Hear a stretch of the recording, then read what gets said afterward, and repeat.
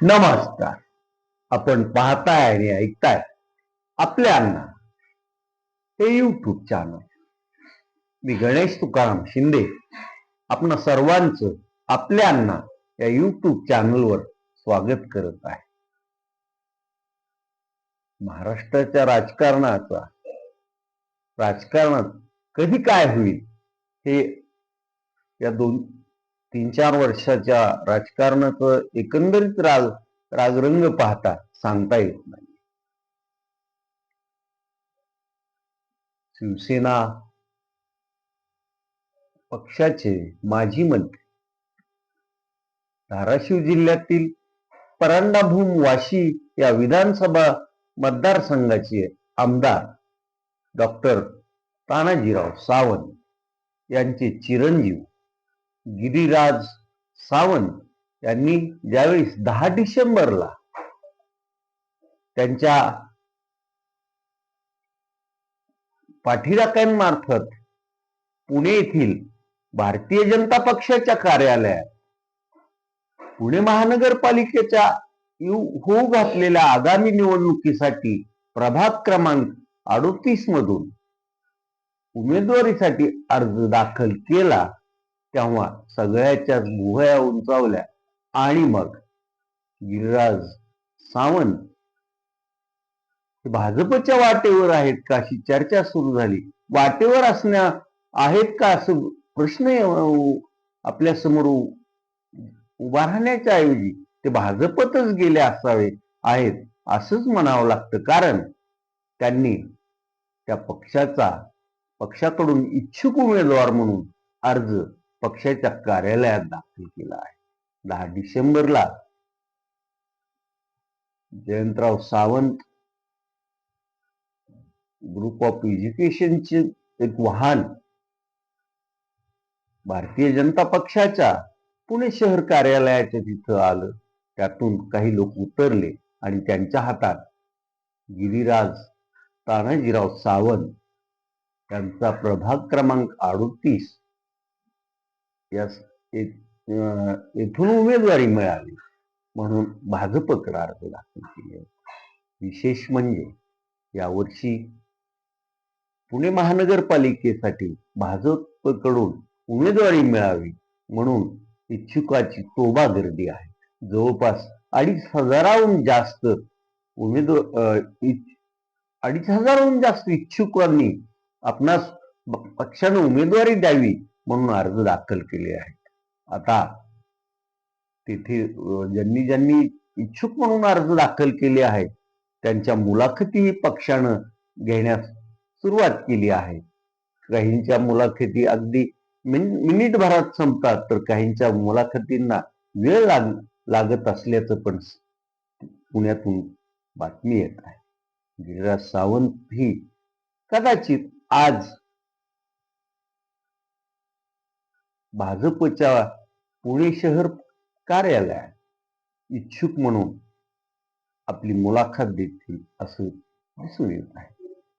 तसं पाहिलं तर गिरीराज सावंत यांचे मोठे चुलते प्राध्यापक शिवाजीराव सावंत हे शिवसेनेचा त्याग करून भाजपत त्यांनी प्रवेशही घेतला आहे.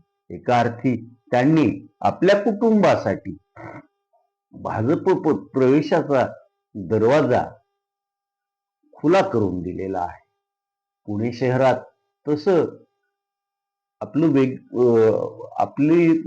करिअर घडविण्यासाठी गेलेल्या मंडळीत मग त्यांच्या कुटुंबातील कोणी ना कोणी पुणे महापालिकेत नगरसेवक झाल्याची अनेक उदाहरणं आहेत. त्यातलं ठळक उदाहरण म्हणजे राजकीय याच्यातून ते आहे कैलासवासी महाराष्ट्राचे माजी मंत्री, भारतीय विद्यापीठाचे संस्थापक कैलासवासी पतंगराव कदम यांचे धाकटे बंधू कैलासवासी सुभराव कदम हेही साधारणतः 90च्या आसपास पुणे महापालिकेत नगरसेवक झाले.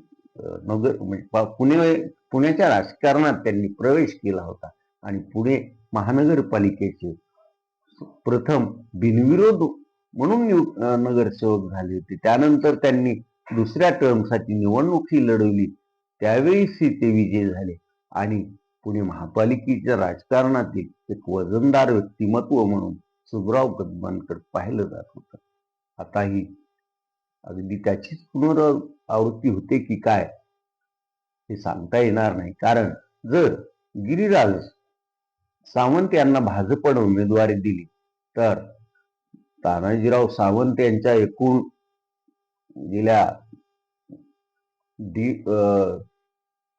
15-20 वर्षाच्या राजकीय प्रवासातून आणि त्यांच्या राजकीय इच्छाशक्तीच्या बळावर ते गिरिराज सावंत यांना निवडणुकीत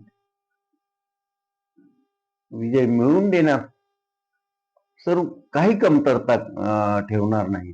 गिरिराज सावंत ज्यावेळेस मग पुणे महापालिकेच्या सभासद होतील त्यावेळेस मग तेही सुभराव कदमांसारखंच एक वजनदार व्यक्तिमत्व म्हणून पुणे महापालिकेच्या सभागृहात ओळखले जाते, हे मात्र नक्की खरं.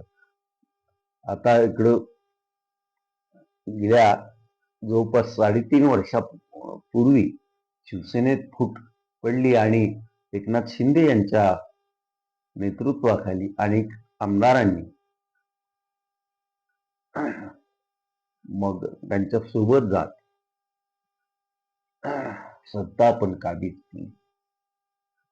तसं पाहिलं तर एकनाथ शिंदे यांच्या बरोबर असलेले सर्वच आमदार समाधानी आहेत किंवा ते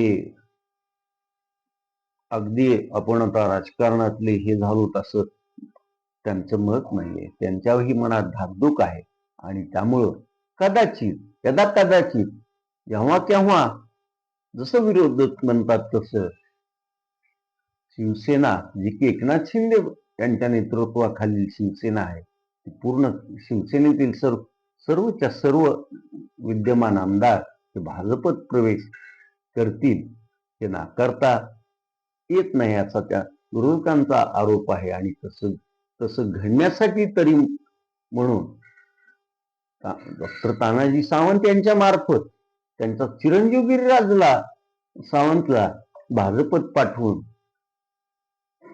त्या दृष्टीनं चाचपणी सुरू आहे की काय असं वाटण्यासारखी परिस्थिती आहे.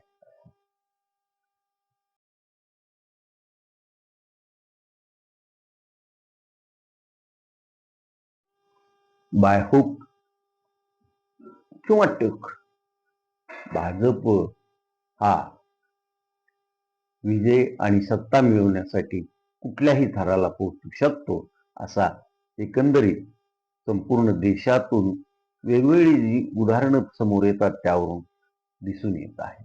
तसाच प्रकार धाराशिव नगर परिषदेच्या निवडणुकीच्या दरम्यान घडला की काय असं वाटण्या इतपत शंका अनेकांच्या मनात उत्पन्न झाल्यात. कारण 2 डिसेंबरला ज्यावेळेस शहरातील 38 नगरसेवक आणि नगर अध्यक्ष पदासाठी मतदान होणार होतं, त्याच्या आदल्याच दिवशी धाराशिव 2.0 आणि काही समाज म्हणजे जे पेज आहेत त्याच्यावरून भाजपला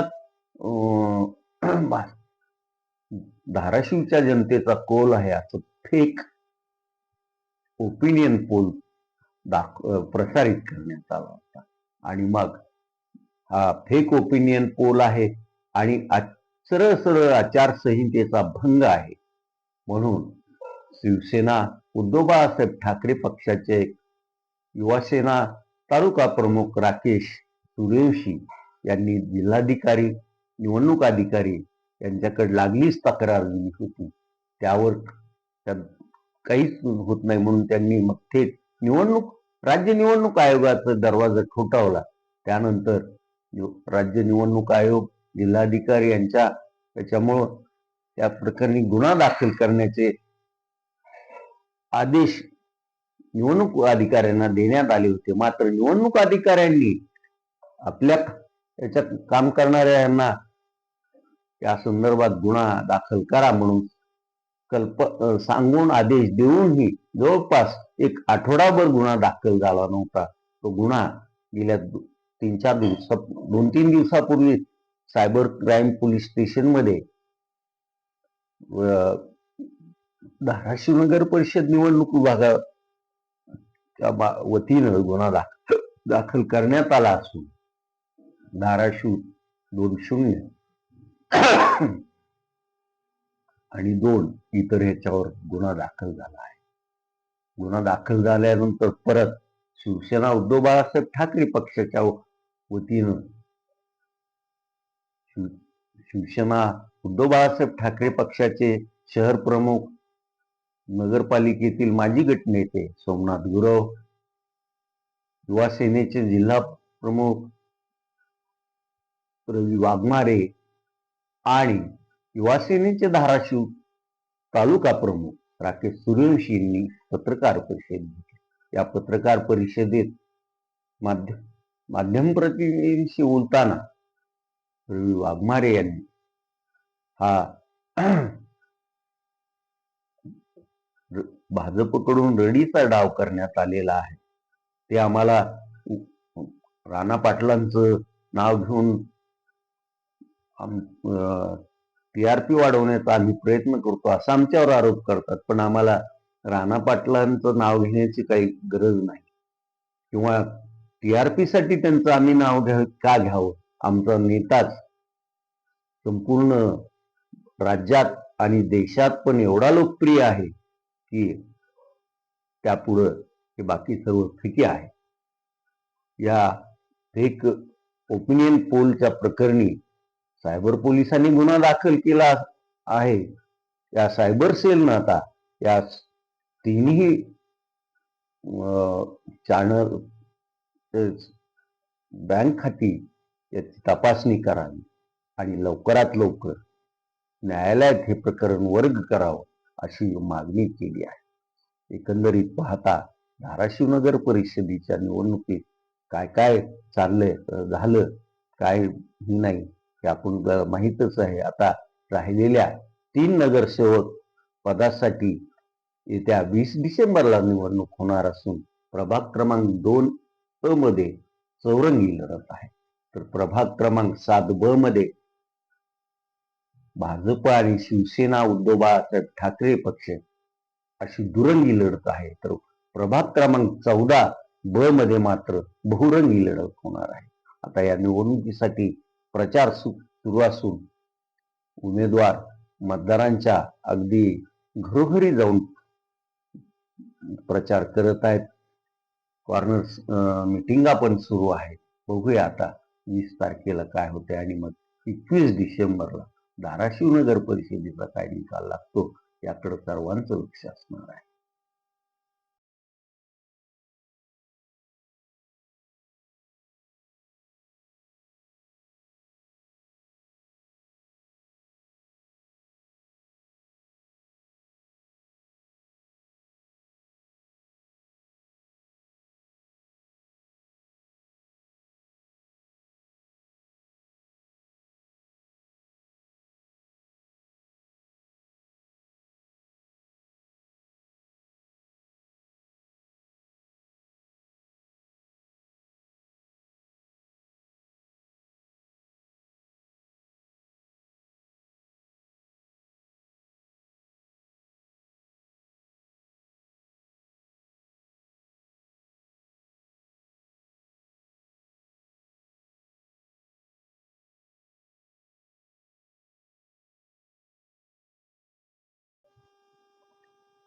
खामसवाडी येथील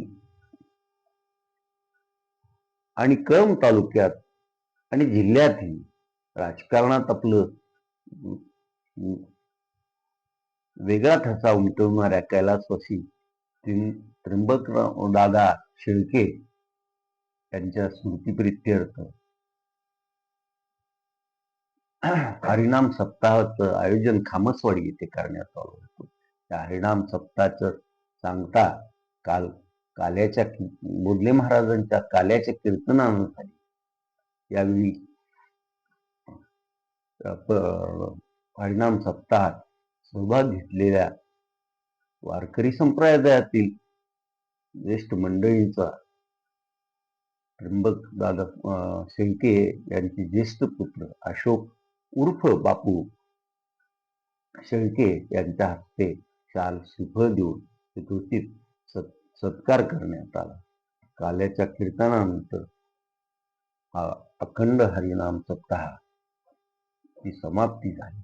दरवर्षी अशाच प्रकारचे कार्यक्रम त्र्यंबकदादा शेळके यांच्या पुण्यस्मरणात आयोजित करण्यात येत असतात. आपण आता इथेच थांबूया. तुम्ही आपल्या हे यूट्यूब चॅनल सबस्क्राईब करा, लाईक करा आणि कमेंट्स करून नोंदवा. धन्यवाद.